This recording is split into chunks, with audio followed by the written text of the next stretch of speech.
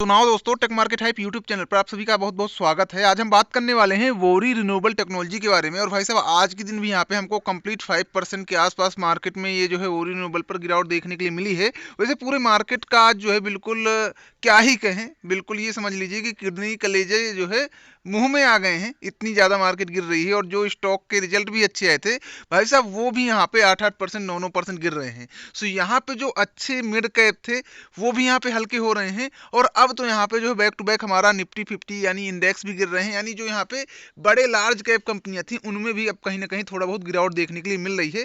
But ये गिरावट कब तक कंटिन्यू रहेगी? और देखिए, जब तक मार्केट में गिरावट रहेगी ना, आप यहाँ पे चाहे जितना अच्छा स्टॉक को ले लीजिए, अगर वो मिड कैप कंपनी है या फिर स्मॉल कैप कंपनी है, वो बिल्कुल नहीं उठ सकती। आज वोरी रिन्यूएबल तो बिल्कुल ऐसा हो गया था कि भाई साहब ये 850 रुपए के आसपास चली गई थी और 850 रुपए से अगेंस्ट वापस 895 में आ गई है। वरना 850 में गई थी, लेकिन वहां से अचानक से लोगों ने बाय किया। डेफिनेटली, क्योंकि यहाँ पे इतना भी हल्का नहीं होना है वोरी रिन्यूएबल को। हालांकि यहाँ पे वोरी रिन्यूएबल तो बिल्कुल रुला के रख दिया है। और अब ऐसा है कि बस ये ऐसा सुनाई देता है वोरी रिन्यूएबल के नाम पे कि माता कुछ खाने के लिए दे दे, इस टाइप से, जैसे कि कोई भीख मांग रहा हो कि भाई पैसे चाहे जितने डाल दो, सिर्फ इसको गिरना ही है, ऊपर नहीं जाना। बट डेफिनेटली जैसे यहाँ पे मार्केट ठीक ठाक होगी तो चीज़ें हमको कहीं ना कहीं वोरी रिन्यूएबल पर या फिर वोरी एनर्जी पर देखने के लिए मिलेंगी। यहाँ पे देखा जाए तो पूरी मार्केट की ऐसी तैसी हो रखी है, चाहे वो आईसीआई बैंक हो, यहाँ पे बस वही ग्रीन है। बाकी आप देखेंगे टाटा पावर वो भी रेड, भारत डायनेमिक्स वो भी रेड, इसके अलावा आप कोचिंग सीपीआर देखिए वो भी रेड। यहाँ पे आप कोई कोई से एक एक उठा के देखिए, आप सबको यहाँ पे रेडिश दिखेगा। और भाई साहब, यहाँ पे जो एक टाइम पे जो है राजा हुआ करता था ईपीसी सेक्टर में, वोरी रिन्यूएबल, अभी भाई साहब आप देखेंगे ना तो यहाँ पे जो है 9,000 करोड़ के आसपास का मार्केट कैप बचा है। और स्टॉक पी जो कि 200 के ऊपर रहता था, अभी भाई साहब 50 के भी नीचे आ चुका है। आरओसी आरओई बड़े पहले ही बढ़िया थे। इसके अलावा आरएसआई भाई साहब 30 के नीचे है।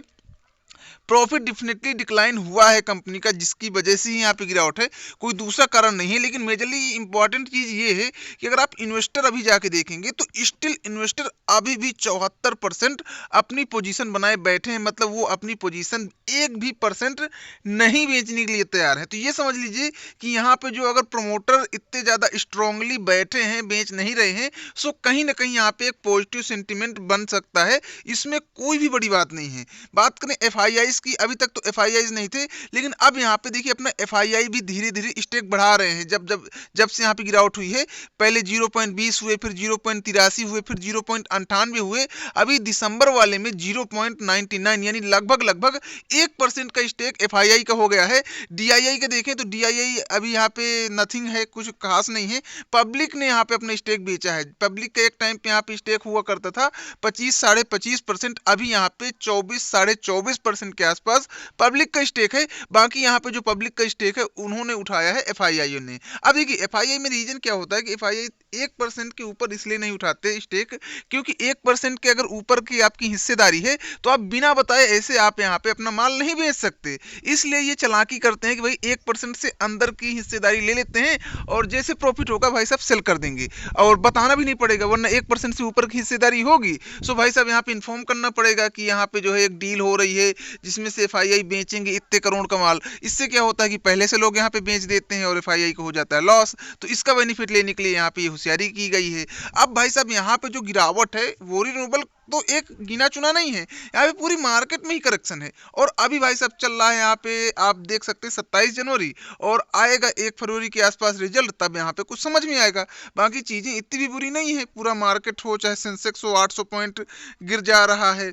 इसके अलावा बात करें निफ्टी यहाँ पे 23,000 के नीचे चल रहा है। लेकिन इंपॉर्टेंट सपोर्ट रहेगा 22,300 के आसपास का, अगर वहां से कहीं ना कहीं निफ्टी सपोर्ट लेती है सो अगेन से पूरी मार्केट में हमको बाउंस बैक देखने के लिए मिलेगा, क्योंकि बैक टू बैक यहाँ पे जो गिरावट है वो हो ही रही है।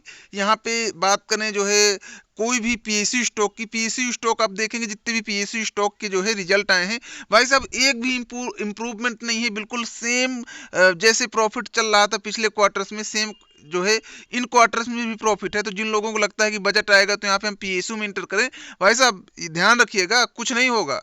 ये समझ लीजिए। आप ये चीज़ बिल्कुल जो है अवॉइड कीजिए, पीएसयू के पीछे भागना बंद कीजिए। यहाँ पे इस टाइम पे जो मिड कैप के अच्छे गोल्डन स्टॉक थे वो बिल्कुल हल्के में आपको मिल रहे हैं, और अगर आप उस तरह की स्टॉक को आप यहाँ पे फिलहाल में बाय करेंगे ना, तो आपको वहीं पर रिजल्ट जो है जल्दी ही ज़्यादा देखने के लिए मिलेगा। अदरवाइज तो मार्केट यहाँ पे बिल्कुल हमेशा गूज बम देने वाली है, और इस टाइम पे गूज बम ही दे रही है भाई साहब।